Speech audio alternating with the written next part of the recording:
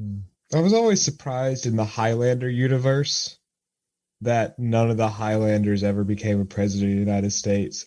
But maybe someone who listens to this podcast knows the Highlander universe better than me, I and one of actually, them did become the president of the United States. I don't think that exactly ever happened, but and I've never even seen a single frame of any of the Highlander movies, but where Did I you get watch? a lot of my movie information from, We Hate Movies, they've covered the first three Highlander movies. Um, yeah, they did the first one. No, maybe they only did the first one's I think actually kind of good, maybe. The first one's good. I like the They first covered one. the second and third ones and they sounded like hilariously bad.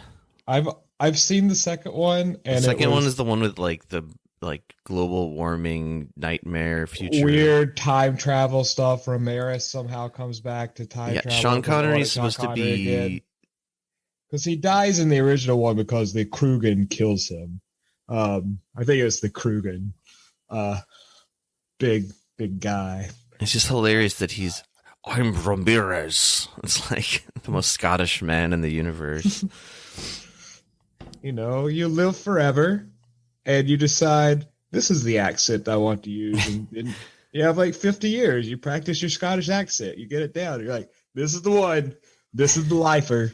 He didn't always have to have whatever accent I, Ramirez I originally guess had. that's true. History has It's probably shaped him quite differently than a normal man, like a mortal if you man. if you were living forever, don't you think you would get bored at some point and be like, time to learn a new voice? Yeah, I would have transracial identities throughout time. Sure, why not? Who's gonna Right? cancel me? Who's gonna know? Exactly. You just get like a really great plastic surgeon, or you just learn to do it yourself because you've got all the time in the world. So here on the Highlander podcast, we discuss what we would do if we could live forever.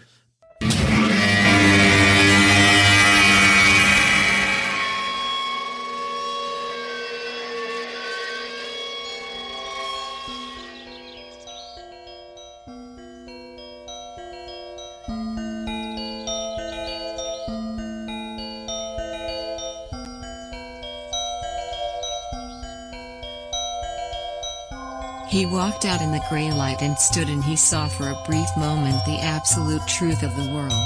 The cold, relentless circling of the intestate earth. Darkness implacable. The blind dogs of the sun in their running. The crushing black vacuum of the universe.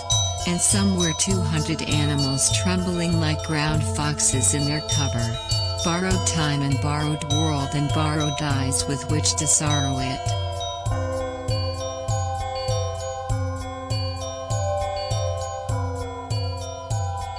And lo, for the earth was empty of form, and void, and darkness was all over the face of the deep, and we said, look at that fucker dance.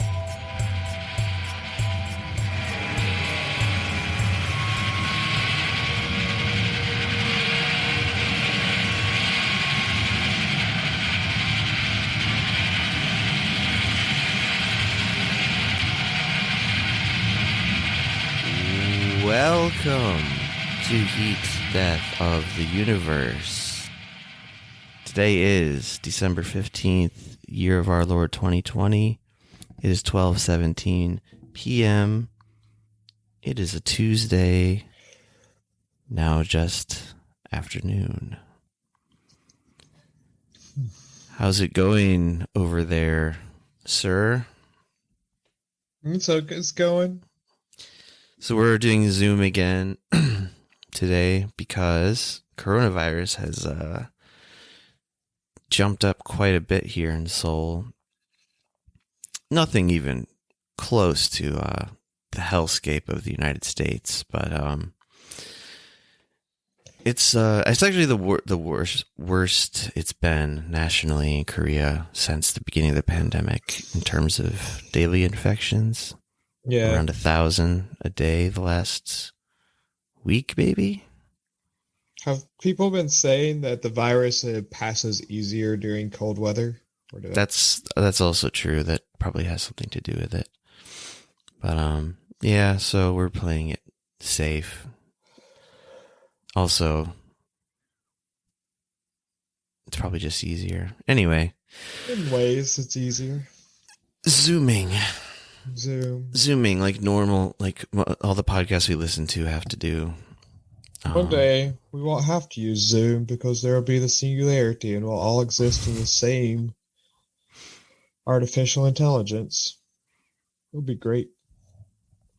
But we still won't have Medicare for all. Luckily, we'll be backed up on a blockchain. Yay.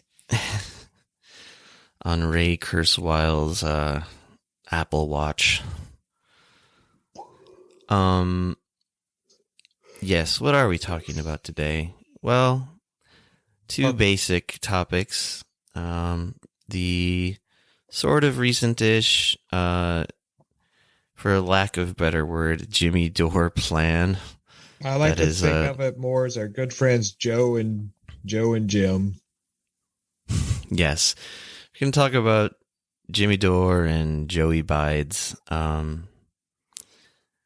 First, the Jimmy Dore thing. Yeah, so, I mean, I guess just to quickly introduce, in case anyone doesn't know, this thing about Jimmy Dore kind of blew up over the weekend, I guess, on Twitter. The basic idea was he went on his YouTube show and started demanding, like, his idea was that the squad, anybody in like the Progressive Caucus and the Democratic Party, should leverage their vote for Pelosi as Speaker of the House, use it to put, I think he probably in his mind just picked the thing that seems the most helpful at the moment. And we'll talk about if it really would be, but he said in exchange for her allowing there to just be a vote on a Medicare for all bill. I don't have the number of it right in front of me, but it's the one, anyway, it's one of the existing Medicare for all bills. Yeah. And it like kind of quickly like just took off on Twitter. I think in huge part because this football player for the San Diego Chargers, Justin Jackson, he tweeted about it. Like, you know, added AOC, and she responded to him. She responds to like everybody except the people directly pushing her. Although he was too. He was just saying it through the lens of like what Jimmy Dore said. And I think that's what kind of gave it more of a, I don't know, more life on Twitter or whatever. Because they had kind of a back and forth about it. And she basically just like, in a way, sort of showed some true colors. At least that's the way some people see it. More cynical people, maybe. Not going to name names, but one of them might be me. You don't thinking that the squad is kind of like not really interested in really holding the establishment's feet to the fire. You know, Nancy Pelosi. Do you think they could be more interested in just keeping their celebrity?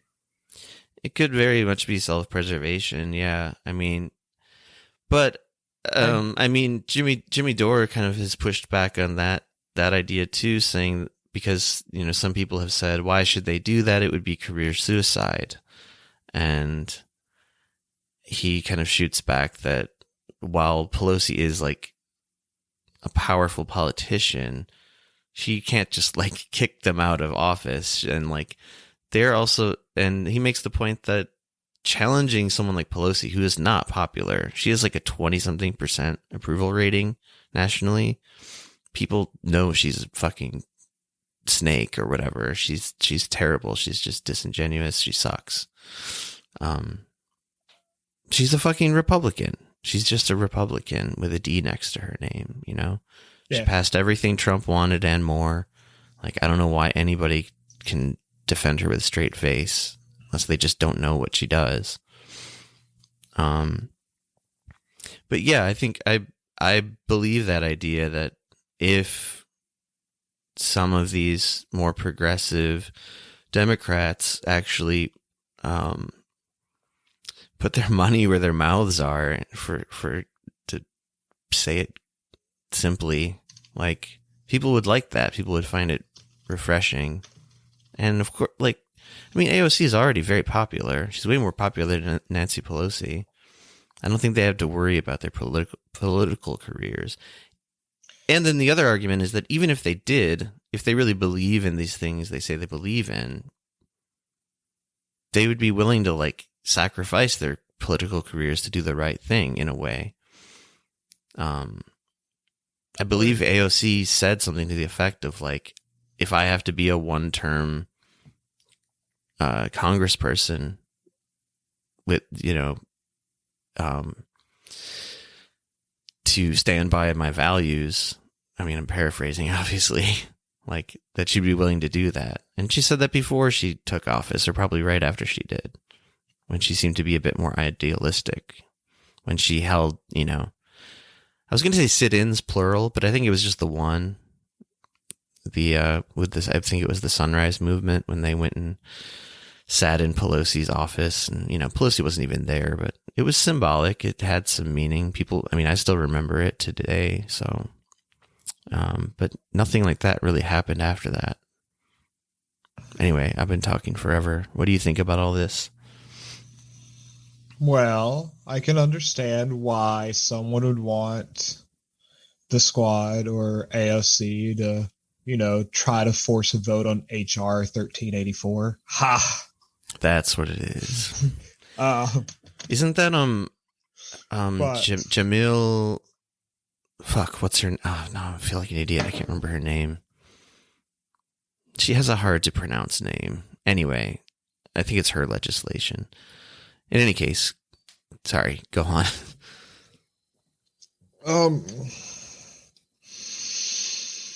During, the worst pandemic in my lifetime, or probably like anyone's lifetime that's like operating right now. And that's all, from my perspective, that's all Jimmy Dore has asked for. He's like, hey, we voted for you people. We've been trying to get progressive in. Why are you not trying to change anything? And even if it doesn't change anything, I mean, even if they know the vote's going to fail in the Senate, which I think is what they're worried about, right? Because, it might pass in the House, but, they bring it down. I think they still have to do it because, that's the reason the Republicans will constantly just, go after bills and force a vote on issues, just because it gets to their base. And the thing is with Medicare for All, unlike the unpopular things the Republicans might be trying to pass, Medicare for All is 70% supported, and it's supported across the line. Yeah. So if it goes for vote, people see it goes for vote. And when it's 70%, it's 70% of Americans support it. That means they start calling up their congressman and saying, hey, we want this. Which puts pressure on Congress to actually maybe vote for it. I'm not Which saying is precisely what they don't want to happen. Yeah, it is precisely what they don't want to happen. So, and unfortunately, it seems like it's for whatever reason or reasons that even, AOC, the squad, it seems they don't really want it either. And, they're going to tell you they want it and that this is a tactical maneuver and it's not the time. But if not now, when, right? Is it fear? I don't know, one thought inside, once you become an insider, is the Pelosi game just so full of bullies that you fear to step out of line? Yeah, but what, fear what? Losing your political career? I mean, but I don't know think if it's that. Maybe she's not that all powerful. She's not going to have you killed. Maybe your office job. She's a doddering old woman at this point anyway. I think she's totally senile as well, for the record, but just, you worry about your workplace becoming miserable. People talk about you. You're not easy to work with. If that's what it is, that's so superficial and lame. She makes $200,000 a year. She's fine. People are fucking dying in the streets, basically. I think the larger point of this whole thing is that people want to see some form of radical action, even if it is political theater. And that's what so much of politics is anyway, is theater and symbolism. You know who's and sometimes it's empty and meaningless, but sometimes it has a ton of meaning behind it. You know, and I think that this. I'm sorry. Oh, sorry. But I think this particular gesture would have a lot of meaning. And so, like, what were you going to say? Mitch McConnell's great at political theater, and I feel like he gets a lot done. Mitch McConnell does get stuff done. I mean, he accomplished, like, I mean, not just single-handedly, but, I mean, that's why he was crying on, like, this floor of the Senate, because he got, like, what he's wanted his whole life is the 6-3 majority on the Supreme Court. He's like, I did it. Now I can. Like, it would have been fun if he just turned to sand on the floor of the Senate right then and there. But I mean, political theater. He does so much stuff through political theater. Yeah, and like you said, they forced votes on repealing the ACA like all the time, even though they knew it wasn't going to work. Just to, like, I don't know, like, political theater. That's also, it's tactical as well. Yeah, it is political theater. It rallies people. It makes people. It doesn't make me excited because I don't like those people, but it makes their base excited. And it shows that you're trying to do the things you say you believe in. Doing stuff. People like doers. Yeah. And that was one of the lamest responses from AOC to Justin Jackson was, and to her, just like the idea in general. She was saying, well, okay, so Jimmy Dore and people who like this idea, and okay, I keep going backwards and backwards here. First of all, we're calling it the Jimmy Dore plan just because it's blown up with his name attached to it. But he himself is the first person to say, this is not like a unique idea. This is just politics. This is what politicians should do. We are just so unused to it because Democrats don't do shit that it seems like a radical idea. But, like, I think he pointed out too that the conservative Democrats, like, I don't know, maybe just 2 years ago, they basically did the same thing to Pelosi to get what they wanted, and it worked. I can't cite this specific example, but, like, they wanted some certain legislation or some concessions or whatever from her, and they were like, we're not going to vote you in unless you give us what we want. It's like as simple as that. That's politics. And the fact that there's this progressive caucus, and it's like 100 people or nearly that. Yeah. And they can't threaten even to withhold their vote for her. Like, it's just automatically assumed that she's going to get it no matter what. That's fucked up. Like, and I know it's fucked up, and I knew it was fucked up before, but thinking about it now, it sounds even more fucked up the more I think about it. Well, let me just repeat what AOC said to Justin Jackson on why it's a bad ideal, Joshua. Let's hear it. The problem with this ideal is that there isn't enough thought given to step 2. Right. The dim votes aren't there yet, and with a razor-thin margin, the dim no's are greater than that margin, that razor-thin margin. So you issue threats, hold your vote, and lose. Then what? Oh, you lose. But you made political theater, and maybe you don't lose. Maybe the public support forces the other senators to get in line, because at the end of the day, they have to worry about their fucking support base. They have to worry about the people who vote for them. But if the people who vote for them aren't, connected to the Twitter sphere, aren't like reading politics constantly online, but they do hear, hey, look, they're actually voting for this thing we want right now because it's getting major press,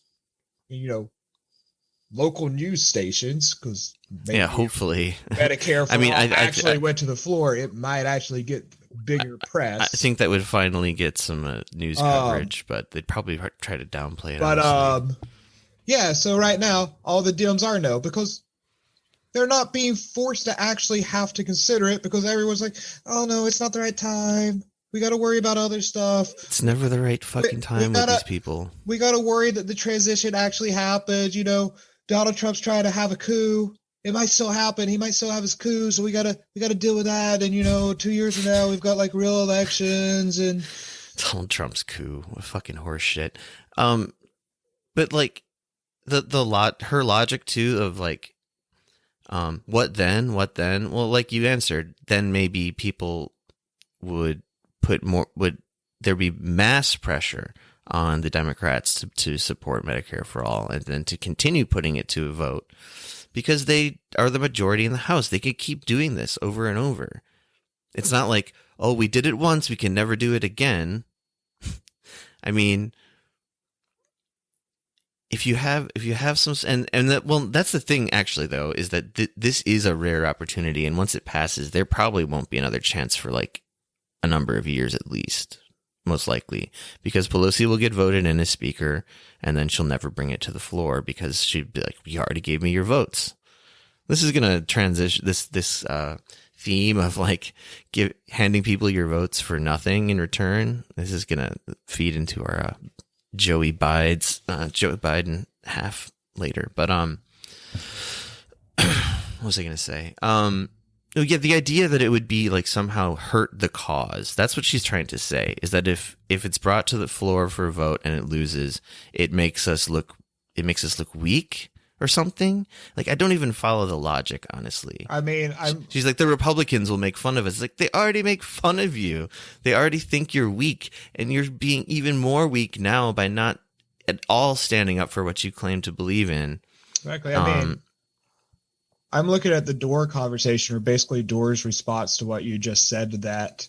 And I mean, I kind of agree with him. He's like, if it loses, then we know who is on our side and who is not. Then we can put a marker down. You're supposed to pass Medicare for all in the House and make the Senate kill it. So then the Democrats can run on that. That's how you take over the Senate. I mean, exactly. And I mean, so, but then to, you know, play devil's advocate or whatever. And I mean, I think this is actually a reasonable point, but so some people have said, well, because people know it will fail, it will most likely fail in the House anyway.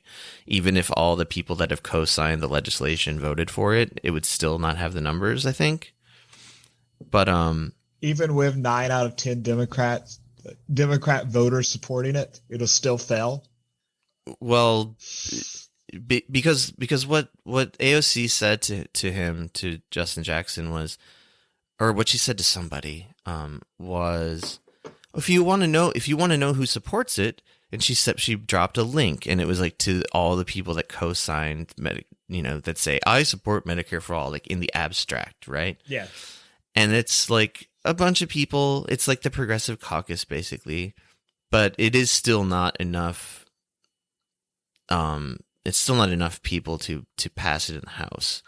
And then, then even if you could pass it in the House, it will almost certainly not make it through the Senate because the Senate's controlled by Republicans and Mitch McConnell. But, where was I? The idea that, but then we expose who's really for it and who's just using it to like get elected, right? Who's just like, it's lip service. Yeah. And I'm sure a lot of people in the Progressive Caucus don't have real convictions about Medicare for all. They just know it's a good slogan that will get you voted into office in certain parts of the country. I mean, it is also just, like we keep saying, very popular legislation. 70% of Americans, period. And what is it? It's like 87% of Democrats. Yeah, Democratic I think it's voters. Like 70% of Republican voters and like 87% of Democrats. Is it 70% Republican? I didn't even know it was like, it's got broad support on the Republican base too. It's the majority, at least. Basically, everyone wants this, except for the people in power that are getting handouts from big pharma and insurance companies. There's this I want to play this thing because it gets to some of the things I want to say about all of the things that AOC has said either before she was elected and even after, and even somewhat recently, stuff that she's said about the importance of putting great pressure on politicians, even at the expense of yourself. yourself, exactly. I don't know if you saw this. Like this guy, Matt Orfale. I don't know how to say his last name. I'm sorry. He makes some good videos on Twitter and whatnot. But anyway, I'll just play this thing and we can hear it. It's just got some clips of AOC and some clips of Jimmy Dore. We can't even get a floor vote on Medicare for all. That's garbage. You can do it right now. We need 15 Democrats. Hi, Jimmy. We need the elected officials that you helped get elected. All right. That just reminds me that, some people are saying like, Jimmy just hates AOC. He had her on his show when she was like nobody. Like he loved her just as much as anybody, before. I doubt he even hates her now. He just wants. I don't her think to he hates her. stuff. He's a frustrated man. Right. He shows his emotions. I don't hate her. I think that at the end of the day, she's better than a lot of the other ghouls. Well, definitely, government, but for sure. But it is do stuff. It's very frustrating. So Yeah. like some people are confusing frustration with like visceral, like personal anger. Like I have no problem with. I mean, this raises a whole other, but very related thing about like people treating politicians as if they're their mom and dad or their best friend and shit like that, or their hero. And I understand why people do. It's easy thing to slip into because we're so like inundated with like celebrity culture and whatnot. But like, we really have to think of politicians. We have to force our brains to think differently about politicians because work for us.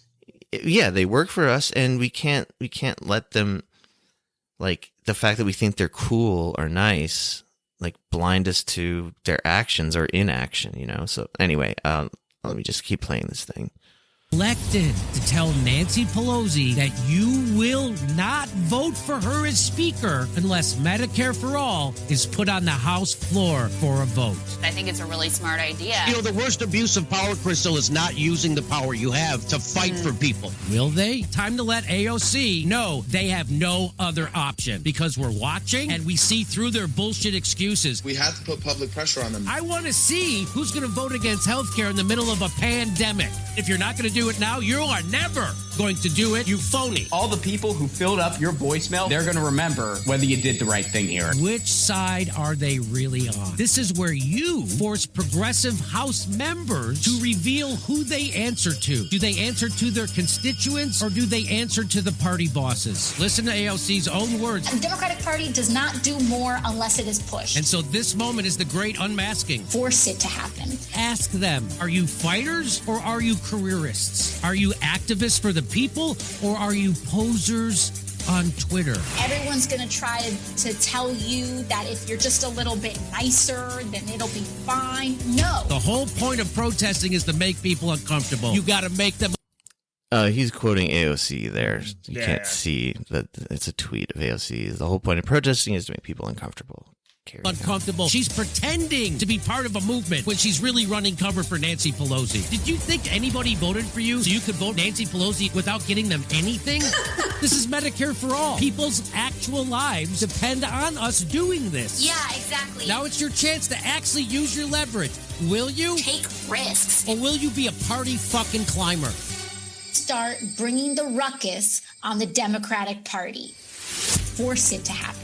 Do not trust any political party to automatically work in your interest. I call on everybody in independent media to join this mission. Force it to happen. Force the Congress to show which side are they really on.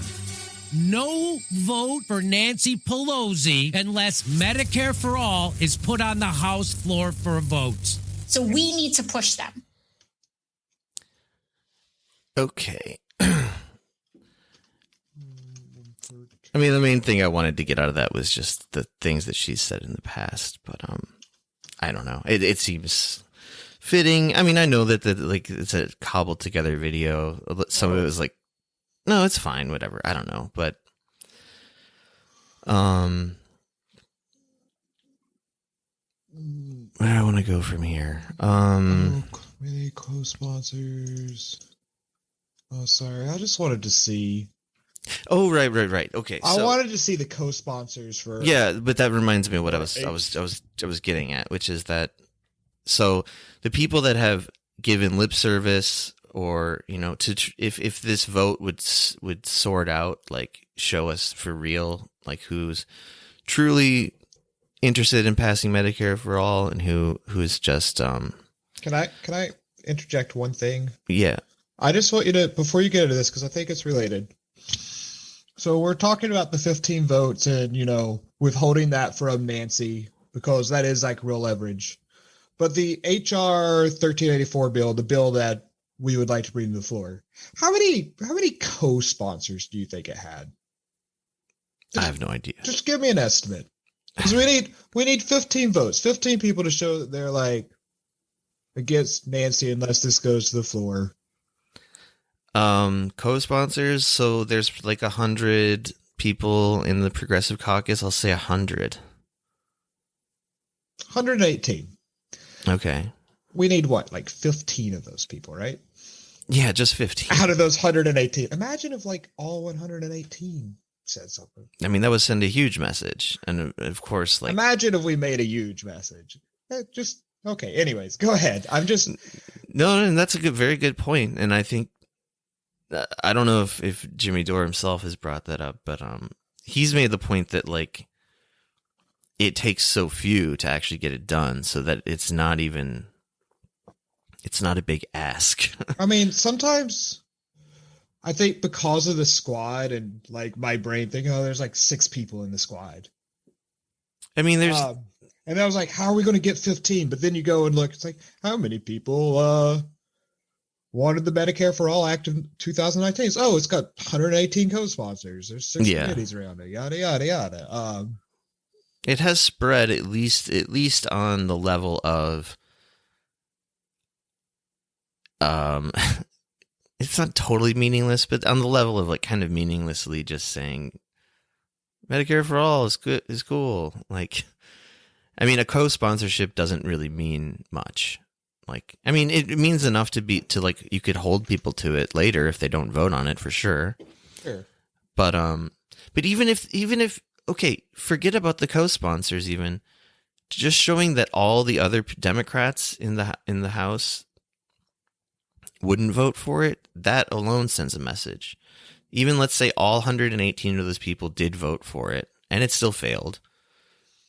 It would still show that these other Democrats are, for no reason, going to vote against it.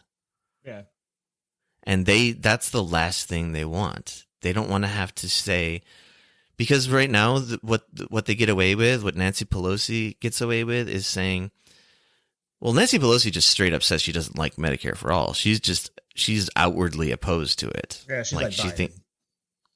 Yeah. And but say there's people that didn't co-sponsor it, but then that still say, well, I think it's a good idea, but it's too idealistic right now. It's not the time. And that's what's so disappointing in hearing AOC, who's like indisputably kind of she's the figurehead of the squad of the progressives in Congress, saying the same type of shit. All the stuff she said basically amounted to, right now is not the best time to be trying these kind of theatrics. When did, because it will fail, and when it fails, what do we do? When did you fucking move on? Like if it did he also gather all the squad together and said, hey, look, just like I told the NBA, this isn't the time to protest. This is the time to come together as a nation and do your duty as public servants in the service of Wall Street, Fang, and the pharma companies. And it's not the time for the people. This is the time that we got to get together and make sure the vaccines sell right off the shelf, because our companies aren't going to be making any money in those progressive countries with their Medicare for all. We got to make sure that the American public carry the burden of the cost on their back the way we demand it. It doesn't even make sense, because in Norway or whatever, the government's still going to buy the fucking vaccine from Pfizer.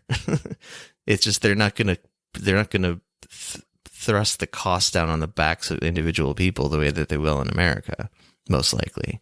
But the best way to keep Americans in line is to overburden them. It honestly is, that's kind of the psychology of it, of this type of shit, I think, really is like, there's no reason like so many of these good ideas couldn't get done. I mean, we print money all the time for all kinds of other despicable things to get finished, but things that actually would make a difference and set a precedent in the U.S. Somehow we've run out of money to do those things. But and yeah, it's complete lie. But money's not real anyways, so I mean, it's a social construct and we can print as much of it as we want to. In fact, some people, there's good arguments that the reason we did so well after World War II is because we did just that to create all of our public infrastructure. Well, and now you don't even have to literally print money, so it's even cheaper. You just like do a couple of keystrokes. We do it constantly for the military. But I think even then it's just there. I'm saying like just the the physicality of it or whatever. Yeah. I'm saying like that's more of an added bonus and even less of a reason they can't hide behind any reason to not do it. But they're like, oh shit, we've run out of the cotton that we make American currency on. Do they still use cotton on the new bills? I don't know. Anyway, I don't know. I hope we go back to deer skin money like they used to use in Canada. The thing I was gonna say about the idea, the argument against even if it's a symbolic vote, it will be important because it shows who's really for it, is that the people that are bullshitting, that have co-sponsored the bill, they could very well vote for it, but like disingenuously, because they know that it won't pass the House or the Senate, so that it doesn't really matter. But they can still get the credit of like, look, I voted for it. So I think that's like kind of a reasonable point, but also I don't think it's a good enough point to say don't try. Hear me out. What I would like to see this go to a vote, and I would like to see one of these progressives that I really want to love to get so upset when it starts to lose, and they just go down there with a list of all the names of all the people who died from coronavirus, and they just start reading it. And they don't stop reading it. Even when the vote's going on, they're like, stop this nonsense. They just read that list, and people get so agitated. They're reading all this list of dead. Oh, sorry. I was thinking about that movie. Chicago 7. No, honestly, it would be total theatrics, but like, I would be 100% behind something like that. Yeah. And that they could easily do something like that. Easily. Then there's one more. There's another objection that comes to mind. And I also think it's true. It's something to consider, but it doesn't make the idea pointless. I still think, this should be done. I think that, for lack of a better term, the Jimmy Dore plan should be carried out. That's my opinion on this. But as some people have pointed out, it takes 4 years for Medicare for All to really kick in anyway. So it's not to fully kick in, really, is what they should have said. I forget who said it. Some guy on Twitter. Matt Stoller, I think. He's a real Debbie Downer. Anyway, separate topic. But then that argument is just why ever pass it? if the point is, it gradually kicks in over the course of 4 years to everybody. Yeah, of course. Yes, you don't snap your fingers, and yes, everyone has coverage. Even though I think that could be done in a different bill, possibly. I think they could do that no problem, to be quite honest. They could. Like Bernie's plan and this 1380 whatever plan, I believe they stagger it out to 4 years. It like starts with, I think it starts with like the old, I forget if it's by age or by income.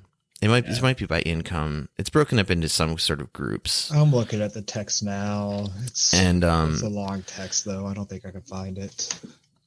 In any case, I do know that it does take all the plans that have been written, as far as I know, basically there wouldn't be universal coverage for 4 years. But so their point was, this is not how to address the pandemic, which actually leads us into this Dave Sirota thing. So Dave Sirota, I like this guy. He's a journalist. I've kind of known about him forever. He used to be on 2 years. The progressive radio station I used to listen to in America like 10 years ago. But and yeah, he worked for the Bernie campaign. I forget as what exactly.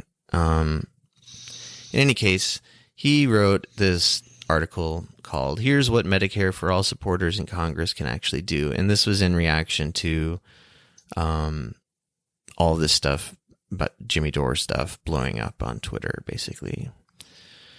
It's a bit long, but I just want to read a little bit of it. If you're among the majority of Americans who want the government to guarantee health care to all, so something we've been harping on, the current political moment raises a question. What can you realistically hope for, considering that the incoming Democratic president opposes the idea? Another thing to keep in mind, Joe Biden says he would also cancel this shit. He'll veto it. Imagine. No matter what. Imagine this scenario. That Mitch just gets a hair up his ass to make the Democratic Party look to real force bad. Biden to cancel and veto it. And he like gets the Republicans like, let's pass it. Because there are the arguments that maybe the next gen of like crazy right-wing Republicans will want to support like leftist ideals, but they'll want to do it under the guise of almost like I want to say racial, like in a way that's like, okay, we want to make sure all white people have Medicare for all. And there's been talks of this, or all Christians have it, or all like of the right folk get these benefits. But you have to like, your means testing becomes more of like, are you a good Christian? Are you a hard worker? Are you white? And maybe they force it up. But also like Biden does veto it, and then the Republicans say, "Hey, look, we wanted to help you, but this Democrat who said they're going to help people refuses." Yeah, I mean, that's not. I don't think it would happen, but it would. It's also not. It's not as far fetched as it sounds. I think either. Also, because like I said, I think Mitch McConnell is just like he's accomplished his like everything he was put on earth to do in his mind, so he probably just doesn't give a shit anymore. But actually, I don't know, because he's still like he's being a little bitch about the stimulus. He's like arguing down the stimulus to like $600 checks, but the Democrats are going right along with it anyway. But Mitch will not rest until he has made the distant memory of Karl Rove as most evil man in America something that people only dreamed of. It does seem to be his goal in a way. So continuing with this Dave Sirota article here. Over the weekend, there's been a raging debate on social media in which some progressive critics began demanding that lawmakers like AOC use their votes in the upcoming House Speaker election as leverage to get a commitment for a floor vote on Medicare for All legislation. The idea is that because the House is so narrowly divided, a handful of progressive icons in Congress could torpedo Nancy Pelosi's bid to get reelected Speaker unless she agrees to schedule such a vote. Okay, so that's just telling us what we've been talking about. A floor vote on existing Medicare for All legislation absolutely could be a useful organizing tool. So he's for it. There's some caveats, though. It could clarify which Democratic lawmakers actually support the idea, which Democrats are merely feigning support by just co-sponsoring the bill but not voting for it, and which Democrats actively oppose it. That would provide a helpful roadmap for future primaries and pressure against the opponents. Yes. However, only asking for that performative vote rather than also asking for things that might change the structural power dynamic would be a waste, and yet another instance of progressives reverting to a feckless tradition of prioritizing spectacles rather than the wielding of actual power. So what he's going to get at here is he basically, he likes the idea. He just thinks that we should demand more than a simple vote on one bill. And I agree with that. I think, like, if we're really going to seize the moment, yeah, like, throw in, you know, a vote, just a straight vote on, you know, to remove it from this stimulus bill and just make it a separate bill about direct payments to people. Yeah. That's the only thing in the bill, is give people money for the next, I don't know, 6 months or something. That's being like,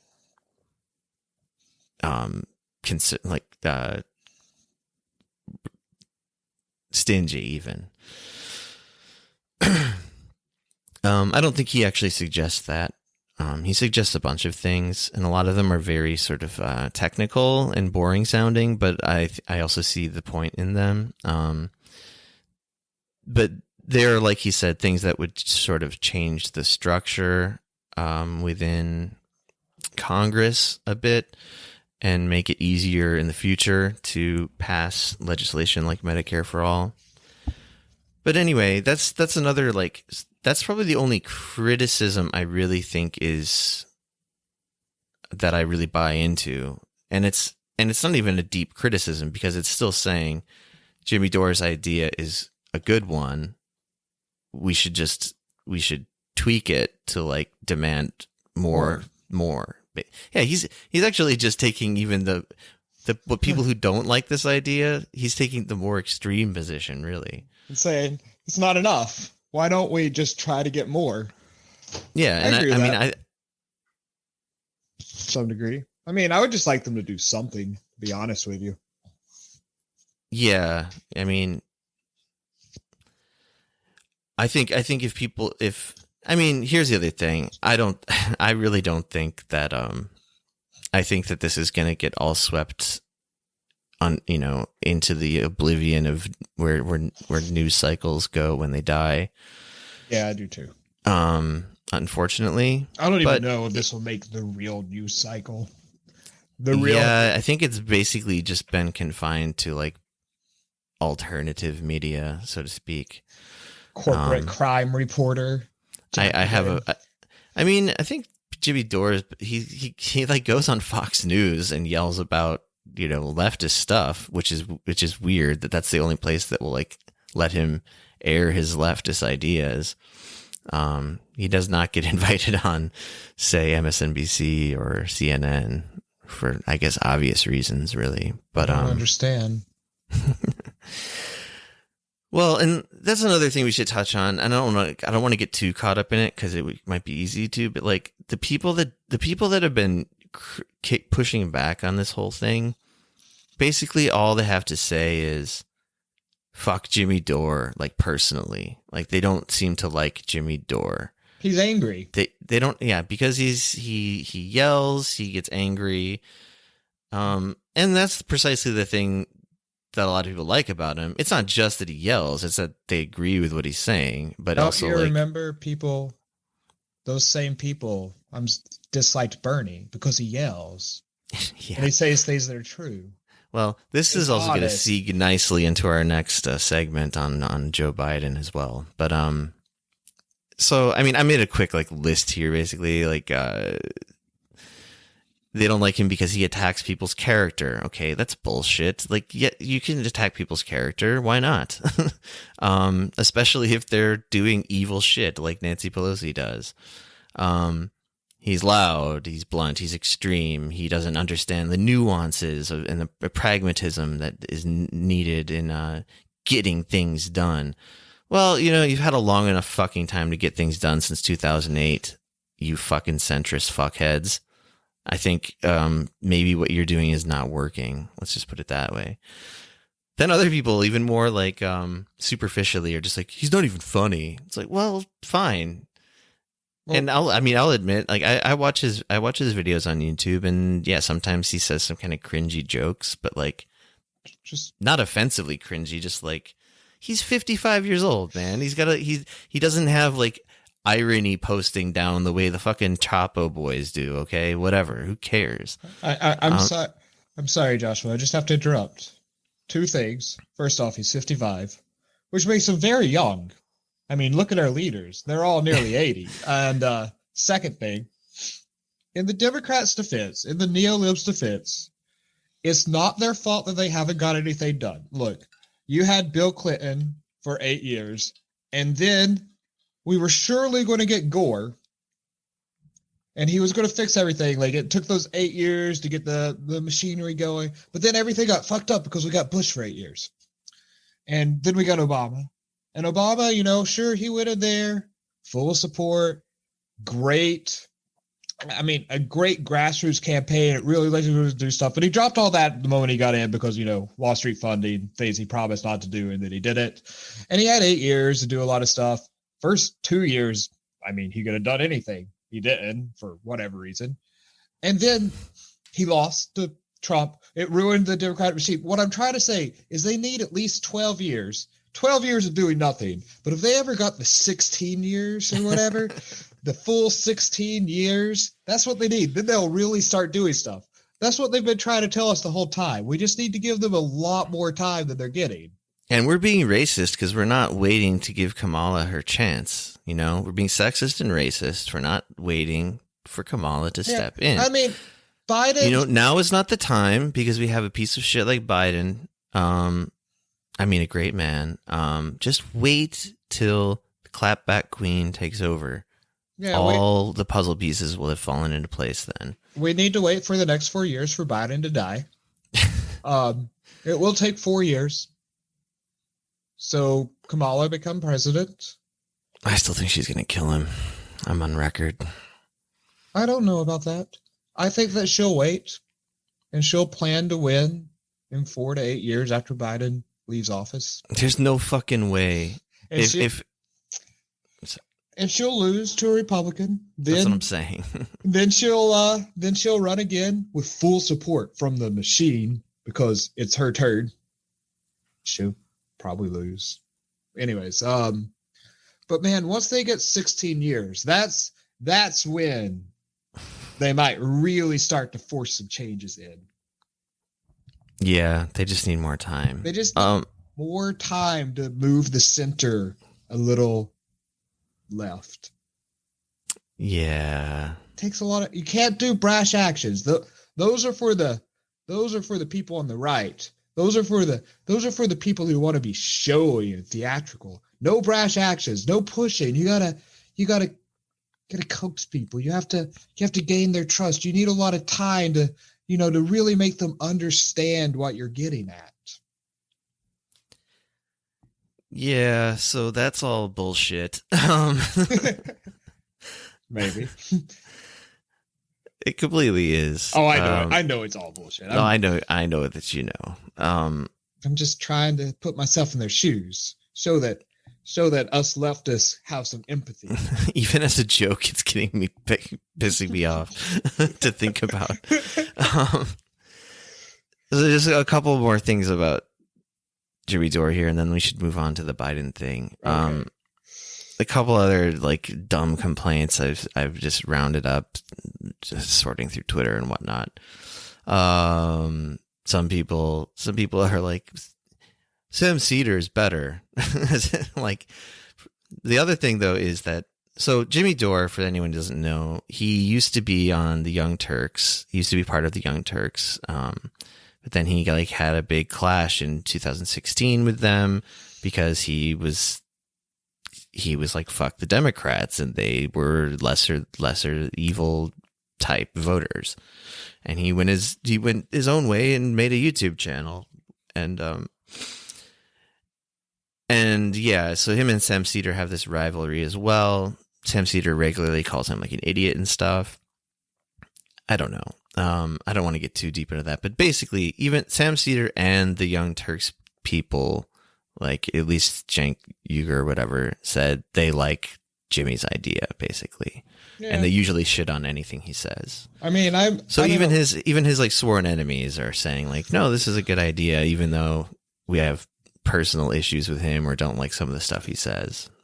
I'm in a weird boat here because I kind of like the Young Turks in theory, but I like Jimmy more. Yeah, I like him way more. I can't really stomach the Young Turks anymore. I mean, I kind of liked them before 2016, I guess, because they were like kind of the only game in town in a way, like at least from what I knew, like in like the YouTube-averse and the podcast-averse. Yeah. But then I don't know. I feel like I've kind of like I definitely feel like I've outgrown them and find a lot of what they have to say to be kind of repugnant. Anyway, that's a whole other issue in a way. So I think we basically covered this thing well enough, probably longer than I even intended to.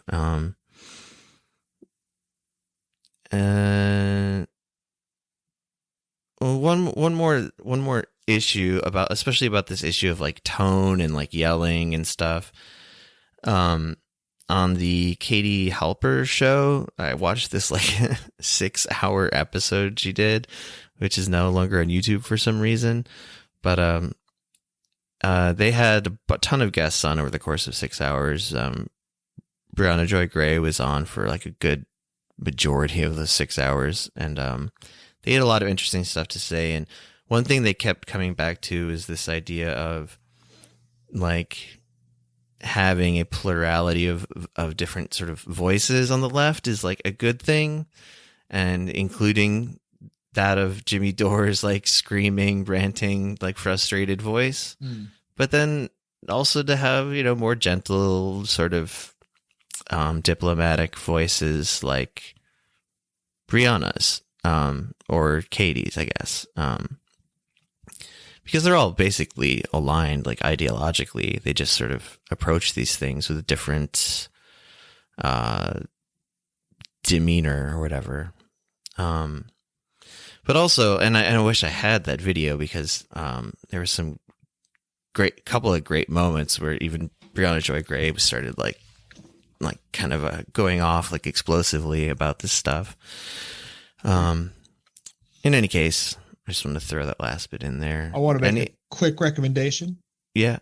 That for the podcast, but also the listeners, if they've got to this point, might like it too. If there's ever a YouTube video that you do want to save, like as like a copy, if you take the link of the video and replace the tube with PAK, it'll send you to a mega upload site to download the video. Oh, nice. Quality of your choice. So you'd be like, I wish I had known that yesterday. Sorry, I didn't even think about it yesterday, but now you know. And it's probably the easiest way to download YouTube videos. Yeah, I mean, I know there's like software and stuff to do it. Yeah, there's software and stuff. But I mean, if you just want a really quick, simple way that's been set up forever. So like any YouTube video, just type UPAK, like PAK, and the rest of it stays. It just saves the tube to PAK. We'll send you to a link to download it. Nice. Cool. Should we move on, or do you any last thoughts on the Jimmy Dore issue thing? I'm completely with Jimmy on this. I think we should demand more for our politicians. I think it's sad that the best that we have are still not doing enough. That Joe Biden campaigned harder than any campaigner has ever campaigned, and he earned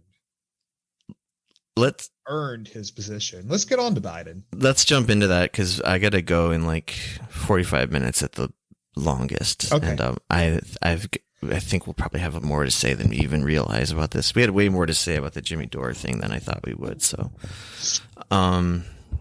moving on. Oh, the last thing I was going to say, I'm going to have to really edit this shit, is that Jimmy Dore, to sort of stand up for him again, another criticism is he's just like a self-serving egomaniac. He's in it for the money. The in it for the money thing makes no sense to me. I mean, I know he makes his living off of his YouTube channel, but so do like thousands of people these days. Like it's kind of an honest profession in a way. I mean, especially, I don't know, if like people can make a living from like streaming like themselves playing video games, like I don't see what's wrong with Jimmy Dore delivering, you know, the news through his own, you know, lens or whatever. But my point is that I don't think he's as like this egomaniac that he's been made out to be, because he also has said many times that he hopes that the people that he criticizes prove him wrong. And I think he's genuine about that. I think he knows it probably won't happen, but like, I mean, I feel the same way a lot of the time when I'm like, even back before the election was done and you and I were like, even getting a little shit from some of our friends about like attacking Biden and stuff. Like, I remember just thinking like, well, I hate him, but like, I mean, I hope he proves me wrong. I mean, I don't think he will, but I hope he does. Lately, like, I would eat my words, you know, but like, as we're about to jump in here about Biden, but like, and he said the same thing about AOC and the squad and Bernie Sanders and anybody he's criticized, really. I mean, especially Democrats. In any case, we got to get off the Jimmy Dore thing and get onto this Joey Bides thing. So what did Biden do recently? Who did he talk to? This recording, this I don't know, Zoom call, whatever, teleconference with Biden and 1, 2, 3, 4, 5, 6, 7, 8 civil rights activists, leaders, activists. He had this meeting with them, and Kamala was there, and it got leaked by The Intercept. Well, I mean, someone leaked it to The Intercept, and The Intercept leaked it, I guess, or published it, rather. And yeah, it's like an hour and 40 minutes long. It's pretty long. But like, I think the real interesting shit doesn't really start until about the hour mark. I could be wrong about that, but anything I'm going to play from it today is probably past the hour mark. Yeah, a lot of it's just platitudes at the beginning. Yeah, but Biden starts to really, I think his like meds start wearing off around the hour mark, and he just starts to really let loose. And he just starts to warm up. It takes a bit for him to warm up and get into his groove. And but what has happened up to that hour, as far as I know, and I haven't listened to the whole fucking thing because it would be too painful. But these people are just kissing his ass. They're like, President-elect, you're so great. We're so happy you won, blah, blah, blah. And even the slightest disagreement with him, or like prodding him to do something that he doesn't seem like he's 100% ready to do, he just starts yelling at these people in a real condescending way, a real Trumpian way, I might add. Well, everyone knows you have to guide Biden with a soft, moneyed hand. In any case, this thing also blew up around basically at the same time as this Jimmy Dore thing, pretty recently, and because Biden, I mean, he makes a fool of himself, and he also just sort of shows his true colors. Because, I mean, the reason this is valuable, and I think it's not just like gossip, whatever, like, oh, let's laugh at Biden, is because he's showing his intentions of what he's planning to do and not do, more importantly, really. I mean, as president. And it's unfiltered Biden, because this was not meant to be for public consumption. As we were saying earlier, maybe before the podcast, I mean, it's really Biden just doubling down on everything he said on the campaign trail. It's not much new stuff. He's just basically saying, I'm not going to be pushed left, which is what he said on the trail. Is that I'm not going to be pushed left. That was like, in a weird way, to his credit, he told everybody straight up what he was going to do and not do, and he's sticking to it. Like, it wasn't just, he did say, I mean, don't get me wrong, he also is a calculating politician, or he used to be, but his team is calculating. I'm sure his instincts still kick in occasionally. Yeah, but he's if anything, he's more unfiltered because of the cognitive decline, and he just says the quiet part loud, Yeah. And like, let me say it again. I'm not banning fracking. Let me say it again. I'm not defunding the police. He said all of this stuff very loud and clear, like literally loud and clear and repeated. And that's the frustrating thing about all these people now who gave them their votes, and they mobilized like people that they have influence over to vote for him as well. Well, here's the thing. Those people thought, well, sure, you're not banning fracking and you're not defunding the police, but maybe you'll defund fracking and ban the police. It's just I've got no, in a weird way, I got to say, like, we fucking told you so. We told you so. Like, and why would you think anything else? Like, because basically what happens in this is, they at one point they push Biden on the idea of using his executive power to pass the George Floyd bill, and there's some talk about defund the police movement, and he kicks back like 100 times as hard, like way overcompensates on like his aggression levels against these people that have just been like kissing his ass and like letting him ramble on forever.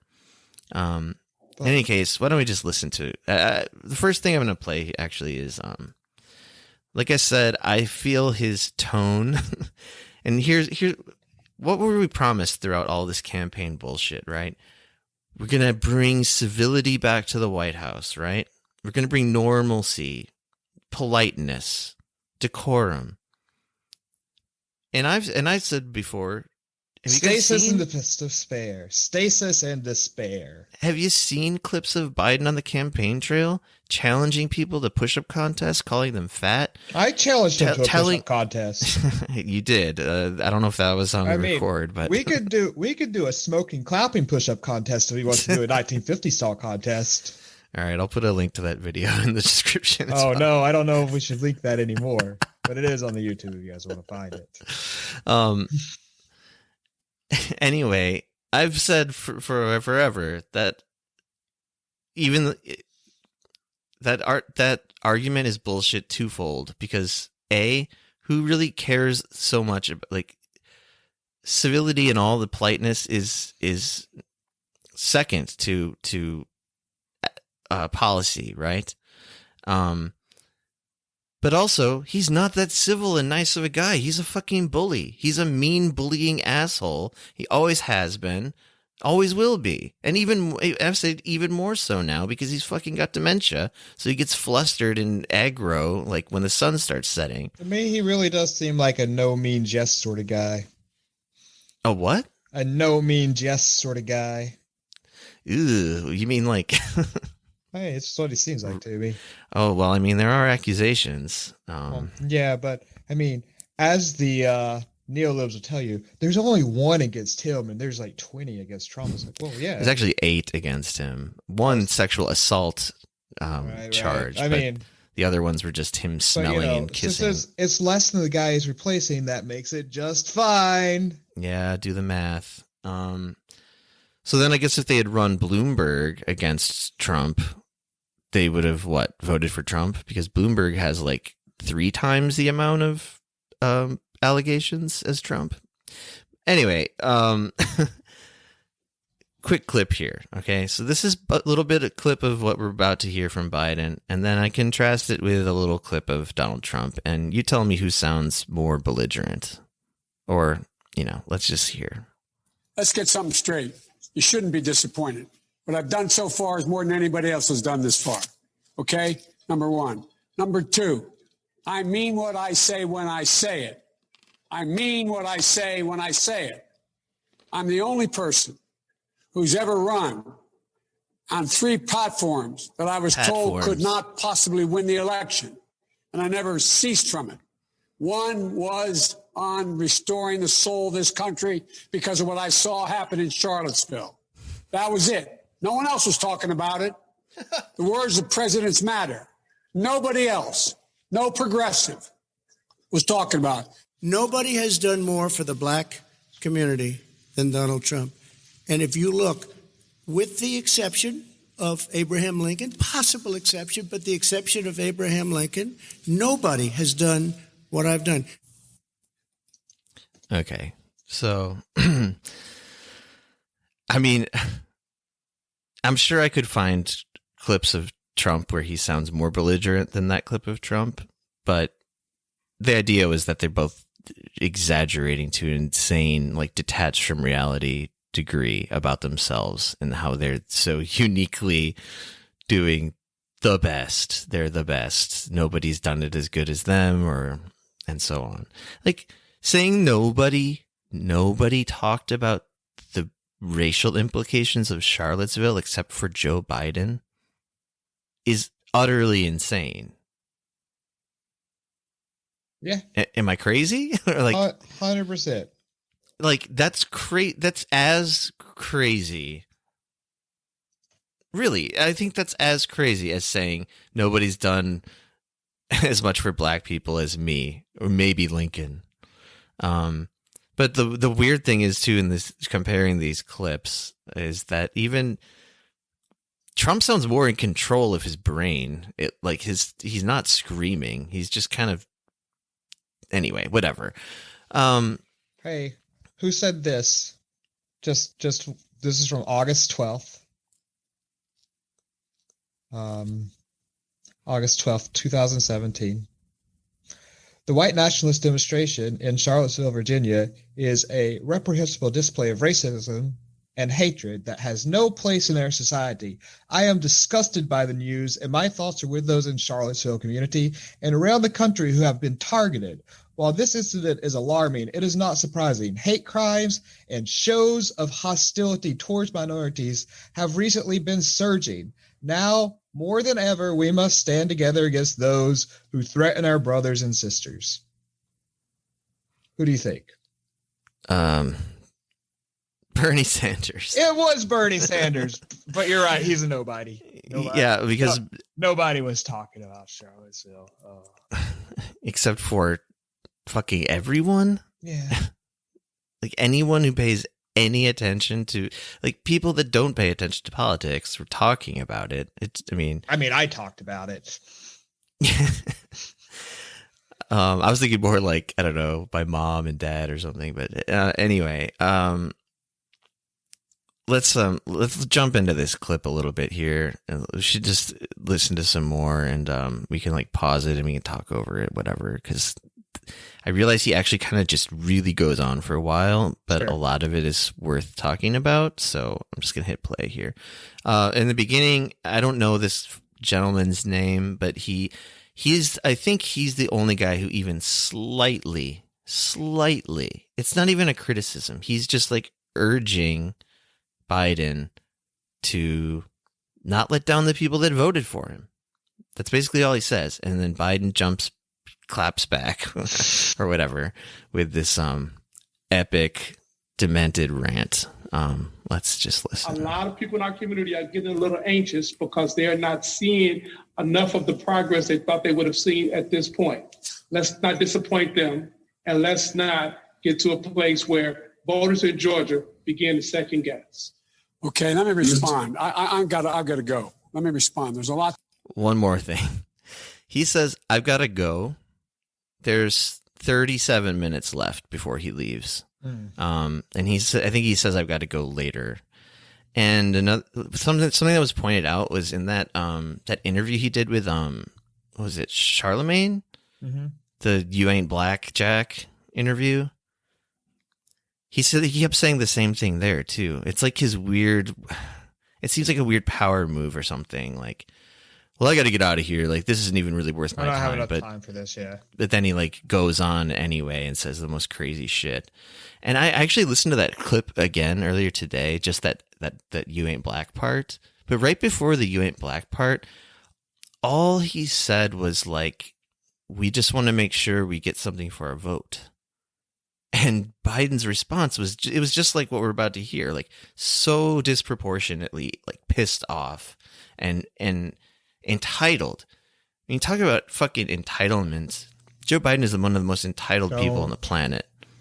Don't question my authority. Yeah, what he's really saying is, man, isn't me not being in the Ku Klux Klan good enough for you fucking people? That's what he's really trying to say. I mean, this guy's friends with Strom fucking Thurmond, man. Doesn't want his kids to grow up in a racial jungle. I mean, that's the other thing that is like probably not even it doesn't even need to be said, but this is Joe Biden in a room full of black people, and civil rights leaders. And this is the way he's talking to everybody in the room. Like, it's got real, I mean, we have barely gotten into it, but imagine, before we really get into it, imagine Bernie Sanders saying even one sentence of the shit that Joe Biden's about to say here, and how people would have flipped out. And like, yes, you can say this about all kinds of shit that Joe Biden has said and done. And the way people in the past were like reaching for anything to show that Bernie was a bad guy. Like, he's a sexist. Did you see how he wagged his finger at Hillary during the debate? He fucking gestures his hands around all the time, right? Easily explained. He wasn't like, they're like, that's sexist. Or he like, I don't know, he did something where he didn't like immediately acknowledge his wife that was standing on the stage or something at a rally.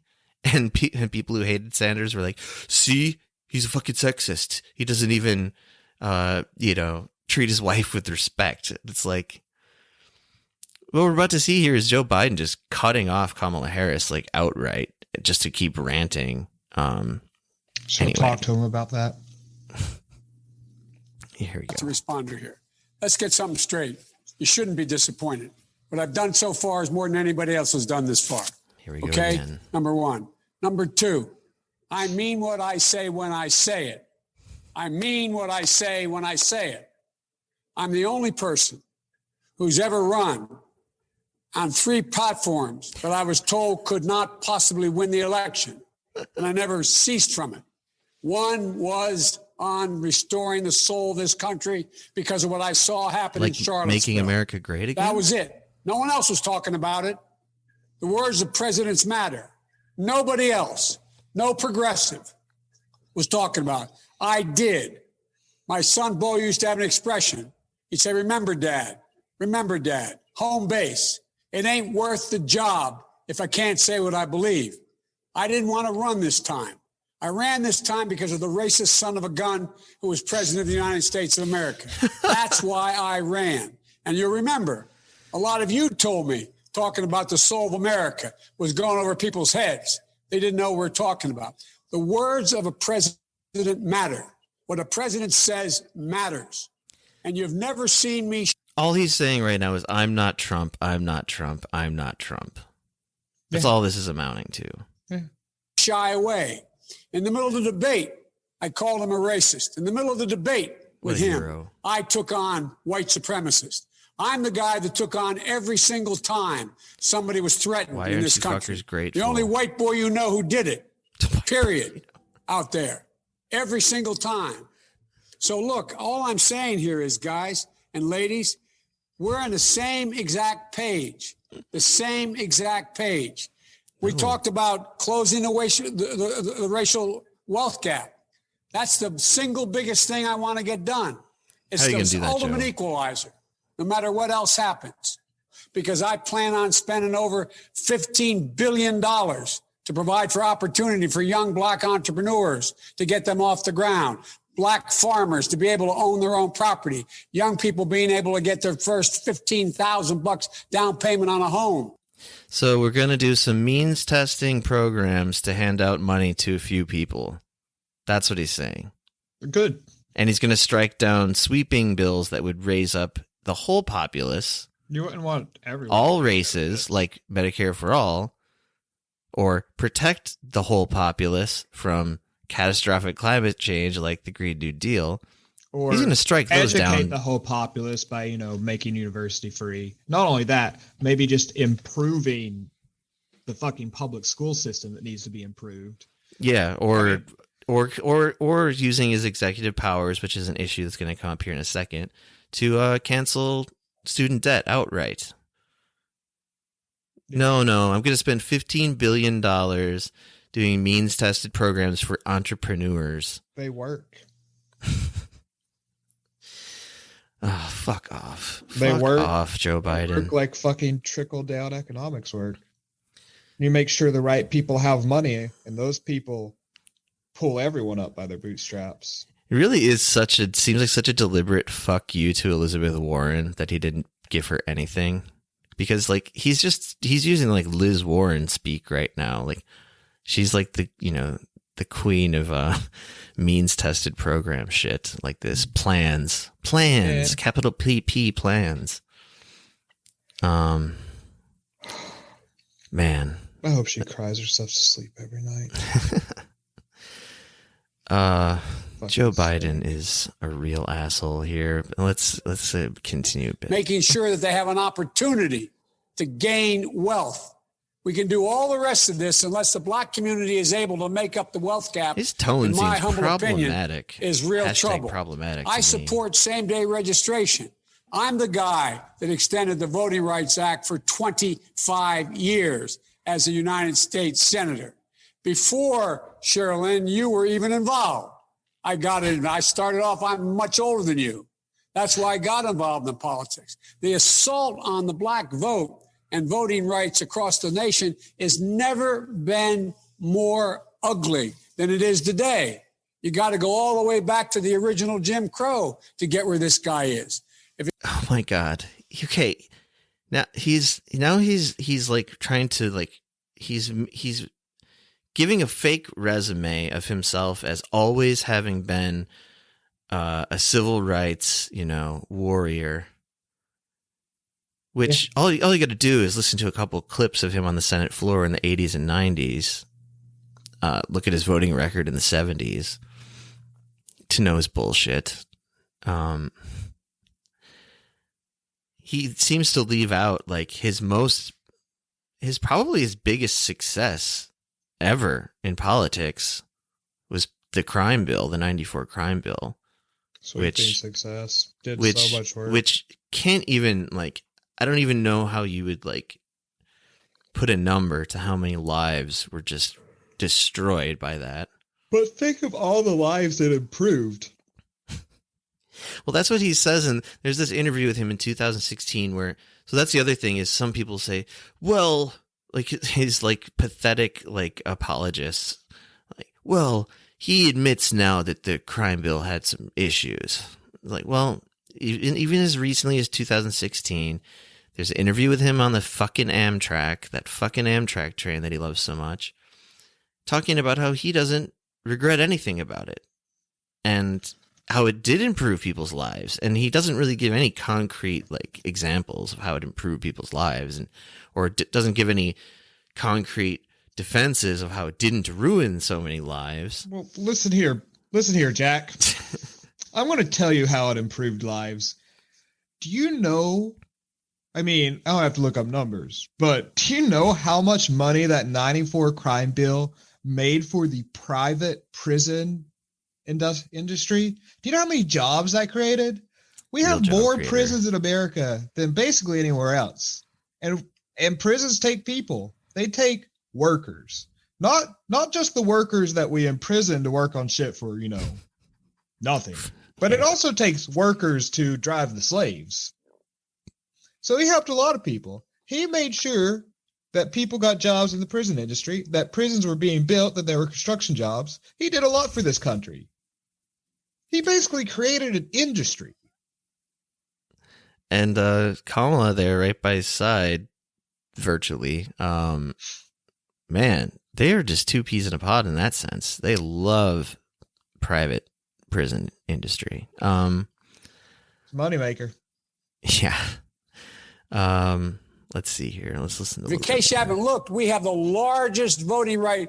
Kristen, my operation, 1,000 lawyers, bigger than you or anybody else out there on voting rights. 1,000 in this campaign. Why is he so combative? Not a joke. 1,000. He's such an asshole. I want you to know, I understand this. I know, look at the 38 cases that have been brought against my being president of the United States.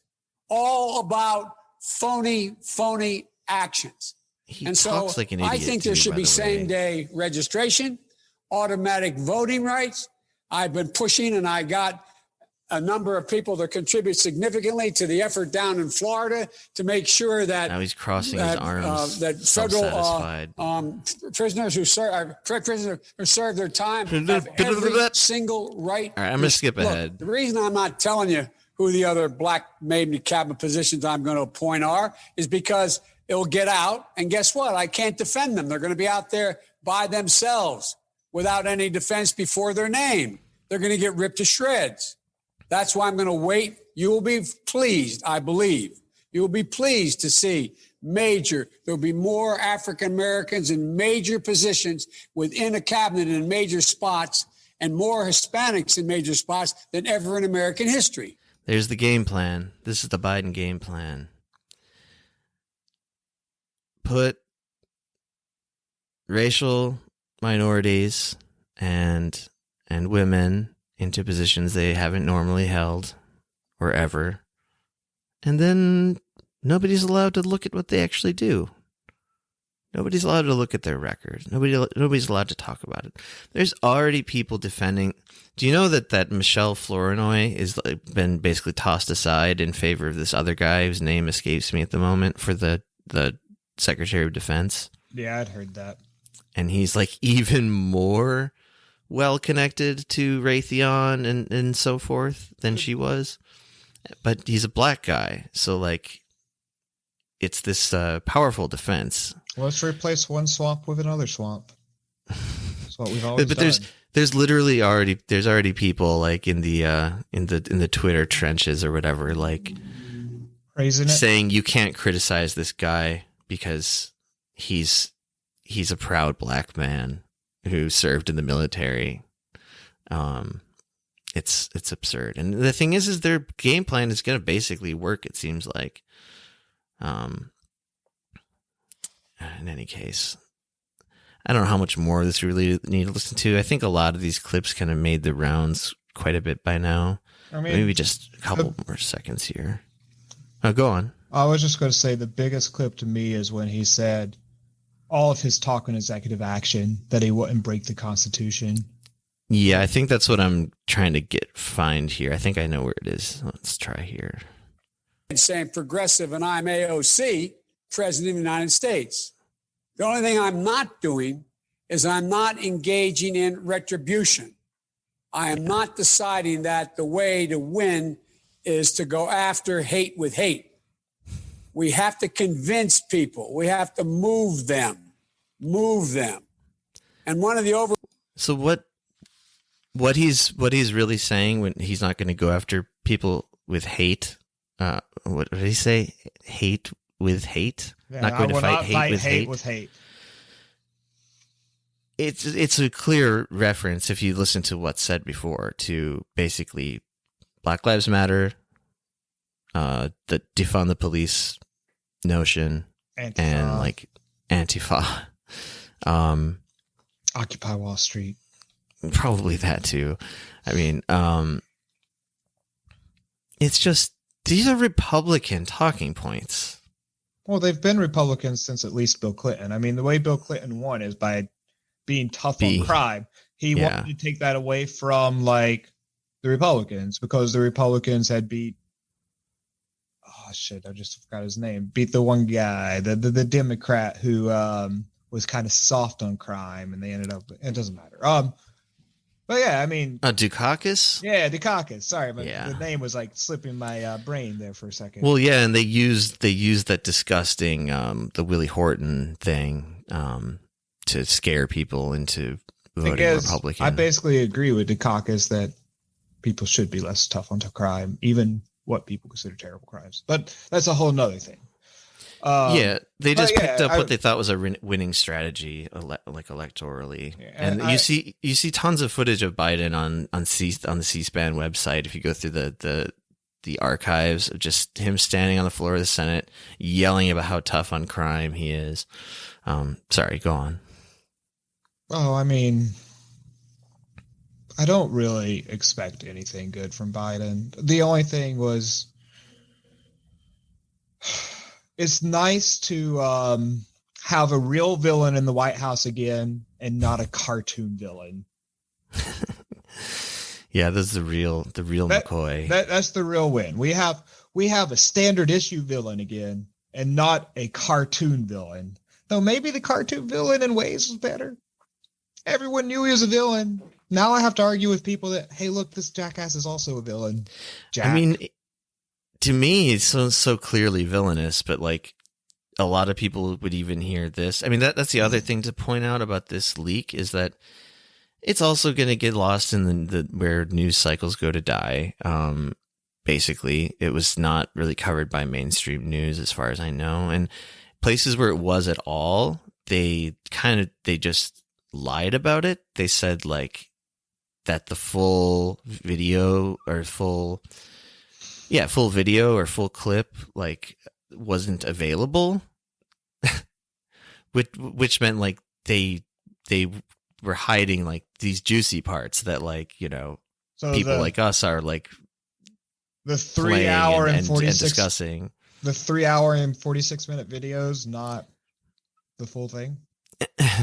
Well, I believe the hour 40-minute video is the full thing, but I think there were some. Oh, I said 3. Sorry, I don't know where I got 3 from. There are some sources out there. Some I can't remember exactly who. I'm basically quoting like Brown Joy Gray. She referred to some.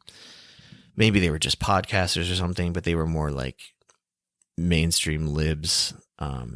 That were just basically dismissing the whole thing as a non-controversy and saying, "Oh, we can't even find the full, you know, the full footage or whatever." Anyway, so just a little bit more of this, and then I think we got to wrap up. Overwhelming reason I won, by the way, is because we took on racism in suburbia. White women. This isn't just rambling like the senile fuck that he is. Overwhelmingly voted with me, and black women were the two places where it was overwhelming because we spoke to those concerns. And Vanita, you know what I'm talking about. You and I have talked before. I don't carry around a stamp on my head saying progressive and I'm AOC. I don't carry around a stamp on my head. Getting things done in the United States Congress than anybody you know.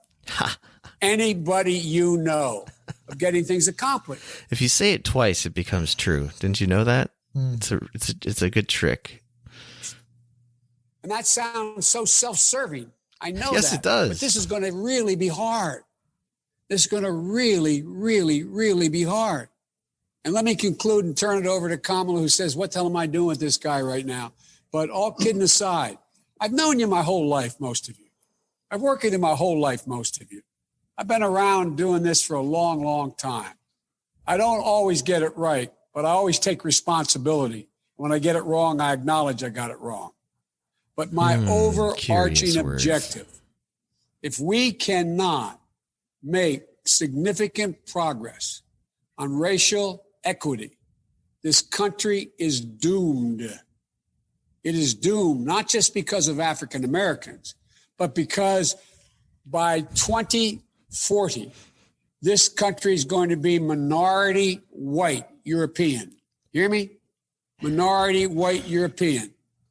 And you guys are going to have to start working more with Hispanics, who make up a larger portion of the population than y'all do. Hang on. This is like the 20th time I've heard this, and it's just hitting me in different ways each time. Like, isn't that a crazy thing to say especially to this group of people? I mean, yeah, he sounds like Pat Buchanan, like warning about like whites are going to be the minority soon. Oh no, we're going to be where you are soon. Yeah, he's basically saying like you're going to have to take over like the white position. Are you ready for that? Can you handle that? You ready to negotiate with the Latino community? Like, it's just crazy. And again, I say to the listener, imagine Bernie Sanders saying any of this shit and the insane backlash that would have erupted. I mean, Bernie might have focused on the real issue, which has always been class. Yeah, but that's class reductionist and it's erasure. It doesn't quite take into account blah, blah, blah, blah, Fuck blah. all of that. You want to know what Joe Biden, here's all Joe Biden has accomplished in his political career. He accomplished basically convincing states to instituting the death penalty for, Drug 60 offenses. more crimes since 94. And he also basically got the prosecution of young people as adults passed. And got that awesome Corvette that he drives around. I don't know if he personally did it. Anyway, he was very much for. I want to play this clip, by the way, of him talking about how crack cocaine is going to be possession of crack cocaine will be punished like 500% more harshly than powder cocaine. Man, I don't blame Hunter Biden for getting into drugs as hard as he did. I would have too if my dad talked like that all the time. Well, it's funny too that his drug of choice seems to be like crack and meth too. Yeah. So we just heard 2020 Biden fucking screaming at this group of like civil rights luminaries, and basically saying that he's done more for black people than they have in so many words. That's the effect I walked away from it with. Well, I mean, look at the prisons. Look at the jobs he created. Yes, again, your point stands about being a job creator. And here's Joe in 91. So this is before the 94 crime bill, but this is him ramping up to it years before. Statements, but let's look at the facts. Since 1986, Congress has passed over 230 new or expanded penalties for drug and criminal offenses in this United States. 230 new penalties. It's a great thing. And these penalties range from an automatic 5 years in jail for any person caught with a rock of crack cocaine, a piece of crack cocaine as small as a quarter. I don't have a quarter with me, but if you visualize what one looks like, yeah, I do have a quarter. If you have lies about having a quarter, piece of crack cocaine, no bigger than this quarter that I'm holding in my hand, 1/4 of $1.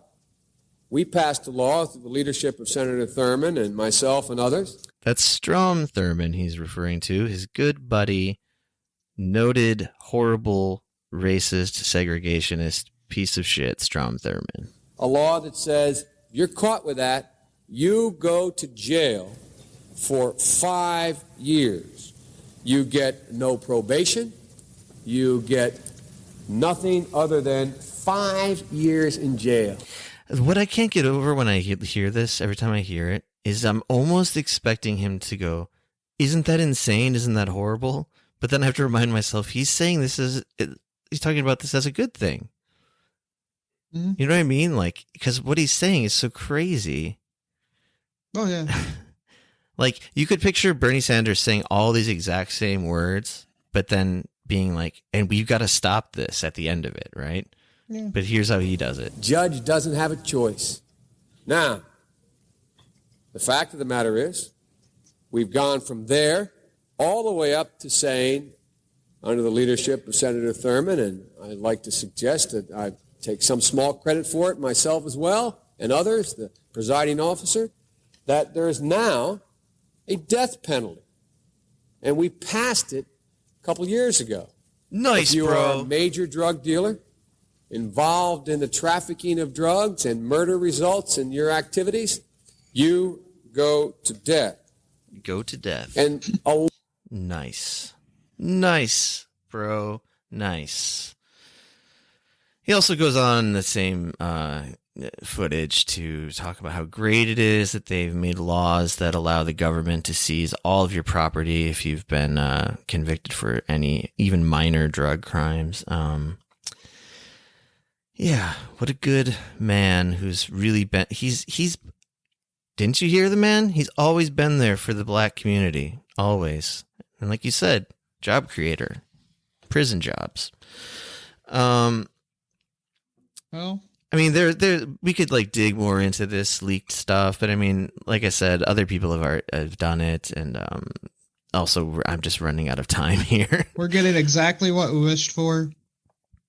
Yay. Let's try to recommend something good. I've got at least one recommendation. Okay. I feel like I should have some sort of like wrap up final thoughts on this Biden thing, but I guess I don't really. I mean, my final thoughts is, yay. Fuck yeah. No more Trump. Sanity's restored to the nation. We have a soul again. Yes, this is the soul. Fuck yeah, we have the soul of America is back. This is the new soul of America, and it is blackjack. Because Biden says so. Yep. Whatever that even means. Listen here. Okay, I wanted to add one more thing about the drug stuff, though. Because some people might counter, well, I think it was in maybe it was sometime on the campaign leading up to this presidency. He said publicly that he regretted the crack cocaine thing. That it was not a fair law and so on.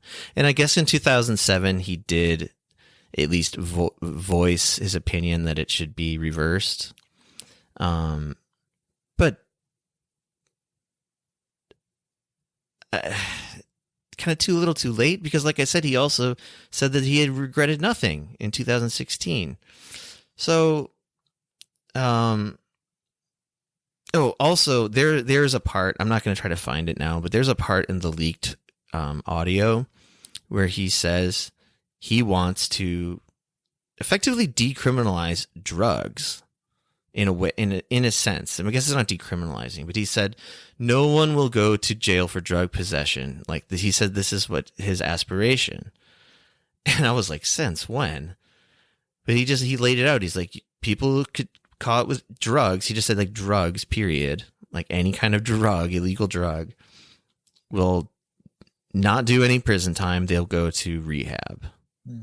And Good. Of course, this is not going to happen. He also, the part we didn't get to is him really distancing himself from the idea of using executive orders, because he doesn't want, he's laying the groundwork for excuse giving. I mean, can't he do was that. basically saying that I'm not going to relieve student loans when he said that.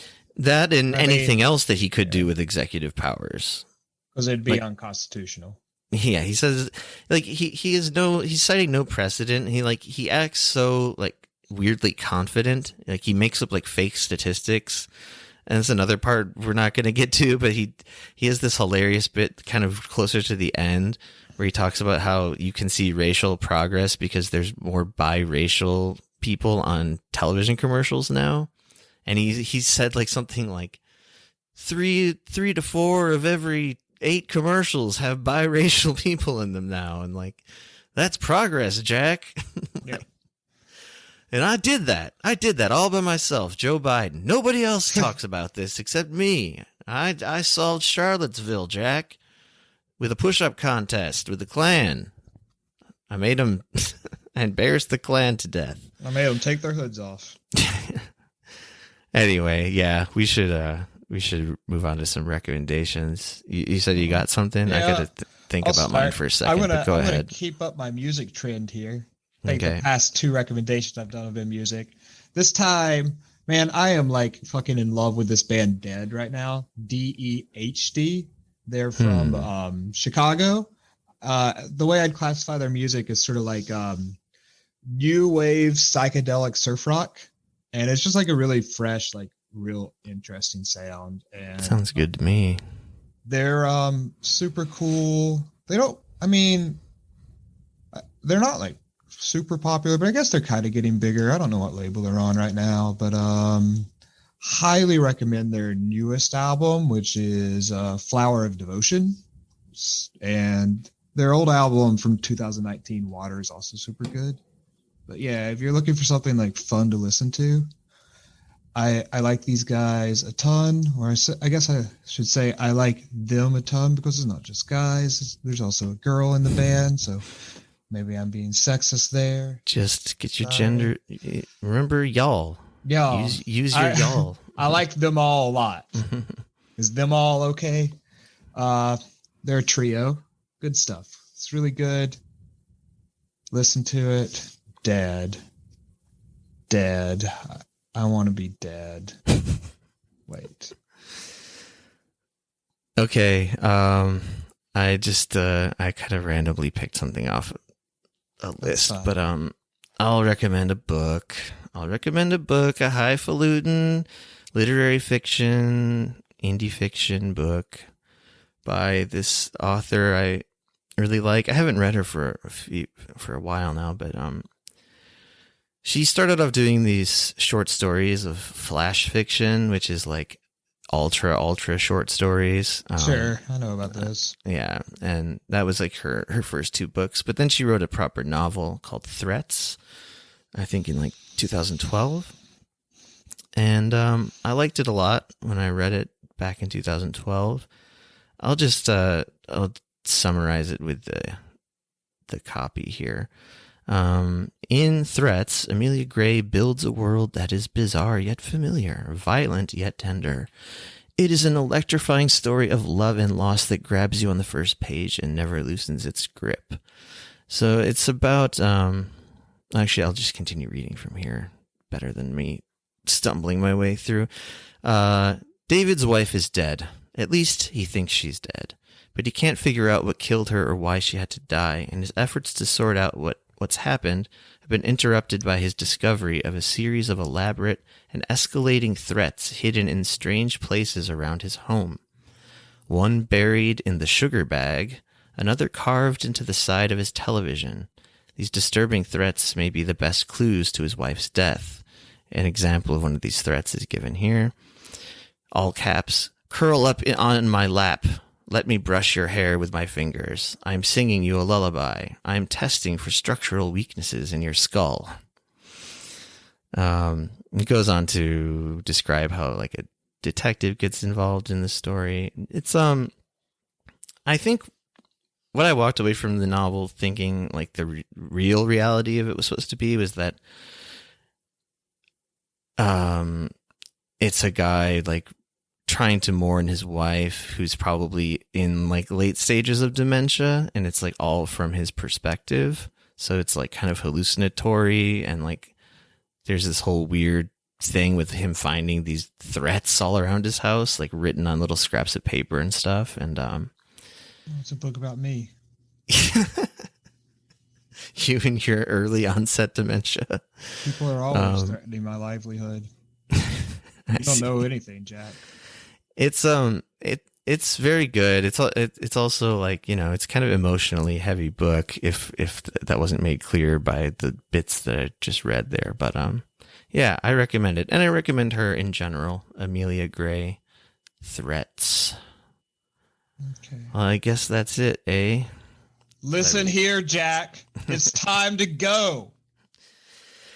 I got to work in 39 minutes, Jack, and I got stuff to prepare for before said work.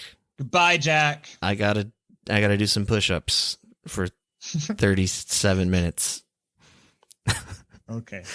Anyway, I'll see you later, man. See you later. Wait. Hang on a second. I'll send you. I have a note here that says remember to plug the website, Twitter, etc. Because we never remember to do that. Jason has built our podcast a proper website, which is heatdeathpod.com, which has all the stuff and stuff to our other stuff. And also, we're just on Twitter at heatdeathpod. So check us out. Yeah. We have we need Twitter followers to be considered legitimate, guys. That's true. Tweet us or whatever you do on Twitter. Yeah, tweet things, yell at us. Send us angry DMs. The also, angrier, the better. Also, we like to open the idea of doing. We'd love to do mailbag episodes if we ever get some emails from people who listen to us. So we do have an email for that, or whatever. Send it to us wherever, Twitter, our email. We have a Gmail account. It's very long. It's Heat Death of the Universe podcast at gmail.com. And we'll respond to you. We will definitely respond. We will read your stuff on the air, on the pod. And if we get enough, we'll make whole episodes out of it, because I like mailbag episodes on podcasts, and I'd love to do one myself. Okay. We finally remembered. I feel weirdly proud. All right. I really got to go, though. Okay. I'll see ya. See ya. I'll send you a link for this audio. Bye. Okay, bye.